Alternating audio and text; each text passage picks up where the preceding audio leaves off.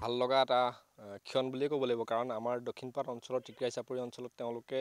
পেৰাগ্লাইডিঙৰ exercise জোন বা পেৰাড্ৰপিঙৰ exercise জোন হিচাপে নিৰ্বাচন কৰি পেলাই আজিৰ পৰা প্ৰায় 3 বছৰমানৰ পৰা এইটো চলি আছে ধাৰাবাহিকতাৰে আৰু আমাৰ তেওঁলোকে যেতিয়া কৰে তাৰ আগমুহূৰ্তত কিন্তু তেওঁলোকে 10-15 দিনৰ আগত নটিচ দিয়ে গাঁও প্ৰধানলৈ নটিচ দিয়ে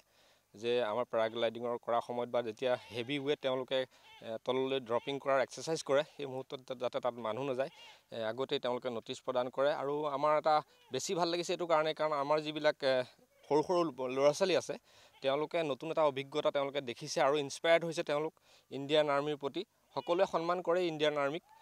ল'ৰা ছোৱালীবিলাকো খুব উৎসাহতাৰে মানে চাবলৈ গৈছে তাত আৰু যিসকল